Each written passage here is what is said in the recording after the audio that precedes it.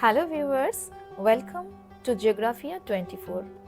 আজকে আমরা একটা অদ্ভুত বিষয় নিয়ে আলোচনা করব। সেটি হলো আন্টার্কটিকাকে কেন মরুভূমি বলা হয়।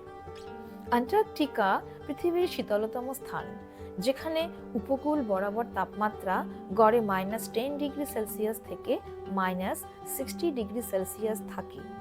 কিন্তু ভেতরের দিকে এবং ক্রমশ উঁচু এলাকায় তাপমাত্রা ক্রমাগত হিমাঙ্কের প্রচুর নিচের দিকে যেতে থাকে। রেকর্ডেড সর্বনিম্ন তাপমাত্রা ছিল -89.2 ডিগ্রি সেলসিয়াস ভস্টক নামক স্থানে। কিন্তু তবুও আন্টার্কটিকাকে মরুভূমি বলা হয়। কিন্তু কেন? এই প্রশ্নের উত্তর খুঁজতেই আজকের এই প্রতিবেদন। আমরা মরুভূমি বলতে তো এতকাল বুঝে এসেছি দূর দূরান্ত বিস্তৃত বালির প্রান্তর, আর এদিকে আন্টার্কটিকা বরফের প্রান্তর। তবে এত বিশাল পার্থক্য থাকা সত্ত্বেও কেন আন্টার্কটিকা মরুভূমি? আন্টার্কটিকাকে মেরু মরুভূমি বলা হয়।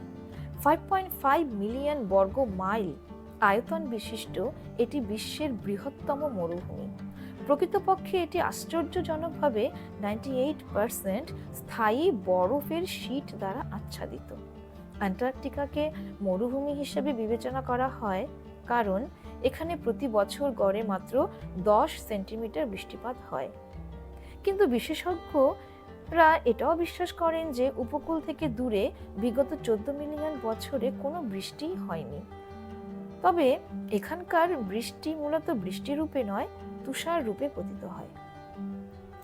মরুভূমির শুষ্কতার মতো আন্টার্কটিকার শুষ্কতা মূলত এর শীতলতার কারণে। আমরা মরুভূমি বলতে বুঝি এমন এক ল্যান্ডস্কেপ যেখানে বৃষ্টিপাত তুলনামূলকভাবে প্রচুর কম এবং গাছপালা বিহীন, যার ফলে সেই অঞ্চলের মাটি ধীরে ধীরে বালুকা রাশিতে পরিণত হয়। আর আন্টার্কটিকার ক্ষেত্রে একমাত্র বালি রাশি ছাড়া আর সব বৈশিষ্ট্যই মোটামুটি আছে।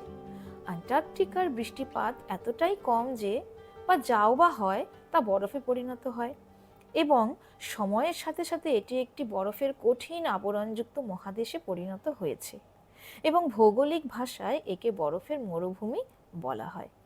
অর্থাৎ কোনো স্থানকে মরুভূমি নির্ধারণ করার মূল মানদণ্ড হলো অধঃক্ষেপণ।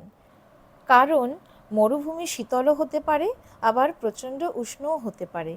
এই দুই ধরনের মরুভূমির উদাহরণ আমাদের কাছে আছে, আর আন্টার্কটিকাকে আমরা শীতল মরুভূমির আওতায় ফেলতে পারি।